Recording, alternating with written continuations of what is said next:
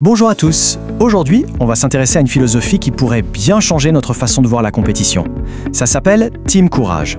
Et l'idée, c'est de voir comment le sport peut devenir une véritable leçon de vie. Allez, on commence fort avec une question essentielle. Dans un monde où on est obsédé par les scores, les classements, les médailles, qu'est-ce que ça veut dire réussir? C'est quoi la vraie réussite? Et c'est justement là qu'on va aller.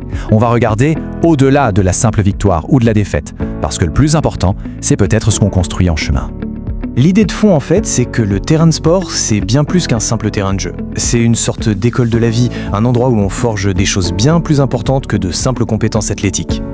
Et c'est précisément le pari d'une initiative qui s'appelle Team Courage. Sa mission, c'est d'utiliser le sport pour transmettre des valeurs qui comptent vraiment. Voyons un peu comment ça marche.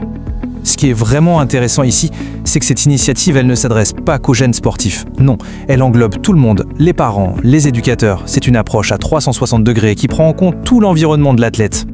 La mission, elle est simple mais super puissante. Se servir du sport comme d'un outil, un véhicule, pour transmettre des valeurs humaines fondamentales, celles qui restent bien après la fin du match. D'accord, mais concrètement, comment on fait pour transmettre ces valeurs? Team Courage repose sur des fondations très solides. 4 piliers qui sont là pour forger le caractère. Voilà, tout est structuré autour de 4 valeurs clés. On va les passer en revue une par une, vous allez voir, c'est très parlant. Le premier pilier, c'est le courage. Mais attention, pas seulement le courage d'affronter un adversaire plus fort, c'est surtout le courage d'essayer, de prendre des risques, d'échouer, et de trouver la force de se relever pour recommencer. Ça, c'est du vrai courage. Ensuite, on a la discipline. La discipline, c'est ce qui nous pousse à travailler dur même quand c'est difficile, même quand personne ne nous regarde. C'est vraiment le moteur qui permet de progresser jour après jour. Troisième pilier, le respect. Le respect de soi-même, bien sûr, mais aussi de ses coéquipiers, de ses adversaires, de l'arbitre, des règles. C'est la base de tout. Sans respect, il n'y a pas de sport, il n'y a pas de communauté. Et enfin, le quatrième pilier, la persévérance. C'est cet art de ne jamais baisser les bras face à une difficulté. C'est apprendre à voir un obstacle non pas comme un mur infranchissable, mais comme une étape à franchir pour devenir plus fort. C'est la clé de la résilience.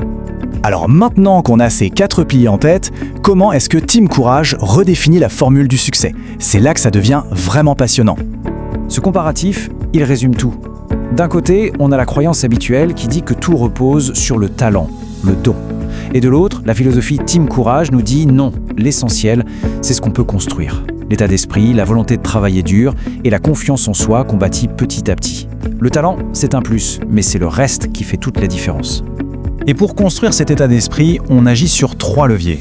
D'abord, la motivation, c'est le feu intérieur. Ensuite, l'éducation, pour avoir les bons outils et comprendre le pourquoi. Et enfin, les comportements, parce que c'est dans les actions du quotidien que les valeurs prennent vie. Au final, tous ces piliers, toute cette vision du succès, tout ça nous mène à un objectif encore plus grand. Un message qui va bien au-delà des lignes du terrain. Et voilà le cœur du réacteur. La priorité absolue, ce n'est pas le résultat du match, ce n'est pas la victoire à tout prix, c'est le développement de la personne. Parce qu'un score, ça s'oublie, mais un caractère fort, ça reste pour toute la vie. Cette phrase, elle dit tout. C'est l'âme de Team Courage.